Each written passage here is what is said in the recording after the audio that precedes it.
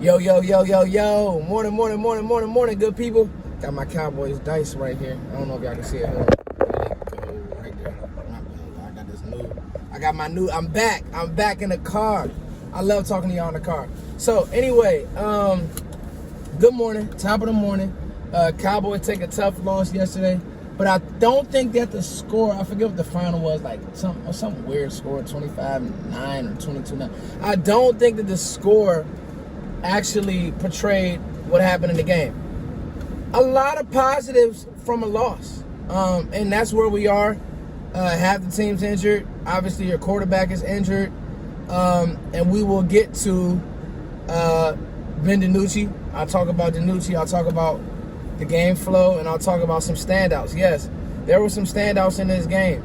And the one thing, every loss stings. Like, you never want to get used to losing in anything. You know, my kids, Bowie Broncos 8U, 9U actually, is the 4th ranked team in the nation, where we've had almost 13 games this year. We're 13-0. In every game, it's a battle to stay good, to stay sharp, to stay on top of it. But I love the grind. I embrace it because losing is not fun. Like, and I told you guys, when you lose a bunch of games, everybody gets evaluated. Everybody on the team gets evaluated. Everybody, staff, players, and I thought that message resonated because guess what? These guys came out and played hard. I was very impressed. Maybe all it took was a couple of guys to get cut. Like, you know what? You out. You're not playing well. And I wish that Dallas had more of that. Meaning, just like, dude, if you're not going to give me what I need, you're done. And the only person I would say yesterday who just showed he didn't belong was like a Tyrone Crawford. Like, it's just blatantly obvious. And then Sean Lee, too. He just got to pack it up. But with Tyrone Crawford, you know, you're just watching him, you're just like, man, it's over for you, dog. But this year, you're gonna learn a lot about players who shouldn't be on the field, and what you do is you end up finding a way to get them, and we'll find a way to next year be competitive. Now, as I watch college football, it's a lot of talent coming out in this draft. Oh my God. You watch that Ohio State game, you watch the Clemson game, on both sides of the ball, defense, offense. You just poke around, and I wasn't able to get to my watch list last week, but I'll have that for you guys this week. Here's the bottom line. This team has sneakily some things you can build on if healthy, okay? If you put some decent free agents around some of the talent you have on the defense, we'll talk about some of that talent. And if you can patchwork this O-line, we'll talk about that line. And whatever you're doing at quarterback, I want Dak Prescott. I love Dak Prescott, but my argument has been for $40 million, my team won't be good. Like, for $40 million, like this now, we're in a position, guys, to where we can't bring in bottom tier free agents. They at least have to be middle to solid free agents. You got to bring in guys. You're not going to just be able to draft. Hasn't worked. Let's talk about the game. I thought that Van Der Esch played very, very well. He played hard. His fits. He's just a clear, better linebacker than Jalen Smith. At times, again, last night, it was just hard to watch Jalen Smith play linebacker. I tweeted that. I just said, man, this is hard to watch Jalen play linebacker, guys. But I thought Van Der Esch played really, really well. I thought Tony Pollard played excellent. I thought Ezekiel Elliott played good. And it just bugs you because you're looking at Kellen Moore on one drive. It's like, dog, you're averaging 5 a pop on this drive, right up the teeth of that defense, right behind your all-pro guard and Zach Martin. Like, Zach Martin is a Hall of Famer. Easy. Zach Martin is a Hall of Famer. And then you get right outside of the red area and you run a reverse.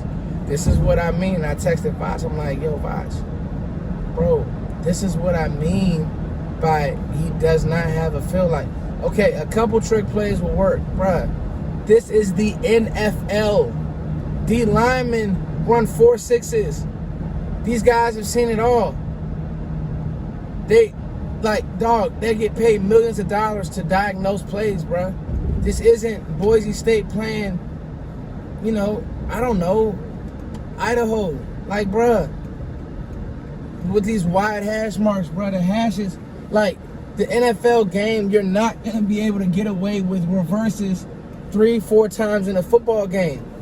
And the thing that irritated me about that play was you literally took your team out of field goal range, where at the time the game was close. Like, somebody in that building needs to tell Kellen Moore, stop running reverses, win a game. Like, you can't do that. You cannot do that. And I thought that was a terrible play call. You running the ball, bro, keep running it. You at the 30. Greg had made some nice kicks. He made a 59-yarder. He missed one, but it was a windstorm. But hey, you're at the 30. Even if you only get 2 more yards, hey, raise up and run a tight end pop. Just tell the tight end go sit down in the zone. Nonetheless, that's my every video I got to do a Kellen Moore rant, because at this point it's just getting bad how goofy things are looking. I mean, the Wildcat yesterday, I get it. Ben DiNucci. So, and the problem, let's transition to Ben DiNucci. The problem with Ben DiNucci is he's nothing more than a career backup. So, anybody who ever wants to say that I thought that he would be good, please stop. Like, I did think that Andy Dalton would play better, so I will admit that. I haven't said a word about Ben DiNucci. All this, he's athletic. Man, cut the crap. He's athletic on air. Ben DiNucci he's sorry. And the problem is that, like most young quarterbacks, like Tony, that's what made Tony Romo just basically like a folk hero. The game speed wasn't too much. But a guy like Ben DiNucci, I mean, I get it, he's thrown into the line of fire, but you could just see he played at Old Dominion for a reason. There's levels to football. There's levels to quarterback play. And it's just clear the game is just too fast for him. And the NFL game's fast, y'all. Like, this isn't Canada. This isn't you outside playing flag football. Bro, the NFL game is fast. And it's just clear it's clock. And you just feel kind of bad for the poor guy, because he's throwing into, you know, a game against a tough Philly defense and the whole nine. Trevon Diggs, by far my player of the game. Yes, he got beat. I don't care. He battles. He tackles. He takes it personal. He had 2 interceptions. Trevon Diggs is going to be a star in this league.